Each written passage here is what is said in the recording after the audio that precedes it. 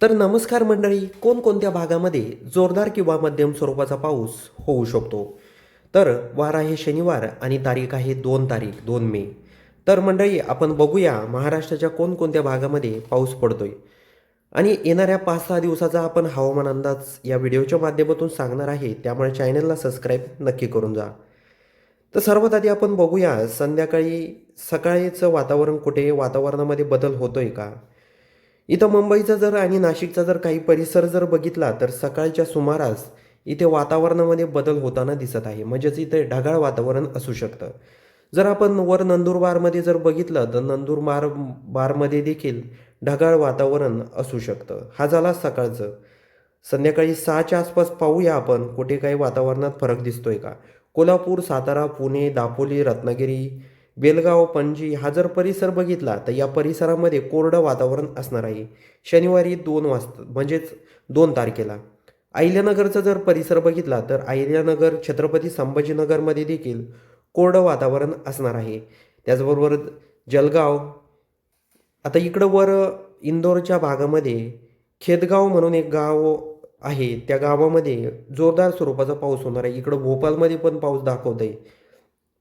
त्यामुळेच इकडं महाराष्ट्रामध्ये देखील वातावरणामध्ये बदल होताना दिसू शकतो. म्हणजेच आजूबाजूच्या परिसरामध्ये ढगाळ वातावरण होण्याची शक्यता वर्तवण्यात येत आहे. त्याचबरोबर नागपूरचा जर परिसर बघितला, गोंदिया, रायपूर हा जर परिसर बघितला तर गोंदियामध्ये देखील मध्यम स्वरूपाचा पाऊस होण्याची दाट शक्यता वर्तवण्यात येत आहे. आणि त्याचबरोबर नागपूरमध्ये देखील ढगाळ वातावरण असू शकतं. त्याचबरोबर चंद्रपूर, हिंगणघाट हा जर परिसर बघितला तर येथे देखील कोरडं वातावरण आहे. त्याचबरोबर नांदेडचा परिसर देखील कोरडं वातावरण आहे. थोडंसं पुढे जाऊया आपण रविवारी संध्याकाळी 6च्या सुमारास बघूया आपल्याला कुठे काही वातावरणामध्ये फरक जाणवतोय का. तर साताऱ्याचा आपण जर परिसर बघितला तर साताऱ्याच्या परिसरामध्ये ढगाळ वातावरण असू शकतं. इकडं बेलगावमध्ये देखील ढगाळ वातावरण असणार आहे. कोल्हापूरचा परिसर कोरडं वातावरण असणार आहे. त्याचबरोबर पुणे, त्याचबरोबर अहिल्यानगर, नाशिक, छत्रपती संभाजीनगर, मालेगाव, जळगाव, नंदुरबार हा जर परिसर जर बघितला येथे देखील कोरडं वातावरण असणार आहे. तर आपण इकडे गोंदिया परिसरात जर बघितलं तर इकडे कोरडं वातावरण आहे. काळजी करण्याचं कारण नाही. त्यानंतर सोमवारी 4 तारखेला बघूया संध्याकाळी 5च्या दरम्यान काही वातावरणामध्ये वर्धामध्ये जर गेलो तर वर्धामध्ये देखील अ, मध्यम स्वरूपाचं किंवा ढगाळ वातावरण असू शकतं. गोंदियामध्ये देखील ढगाळ वातावरण असू शकतं. अमरावती, त्याचबरोबर हिंगणघाट हे कोरडं वातावरण आहे या परिसरामध्ये.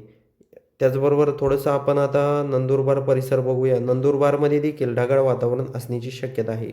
त्याचबरोबर नाशिकमध्ये देखील कोरडं वातावरण असणार आहे.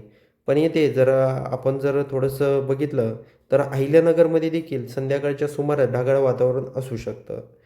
तर शेतकरी मंडळी हो, हा व्हिडिओ तुम्हाला कसा वाटला हे कमेंट बॉक्समध्ये सांगायला विसरू नका. आणि आमचे व्हिडिओ तुम्हाला आवडत असतील तर चॅनलला सबस्क्राईब नक्की करून जा.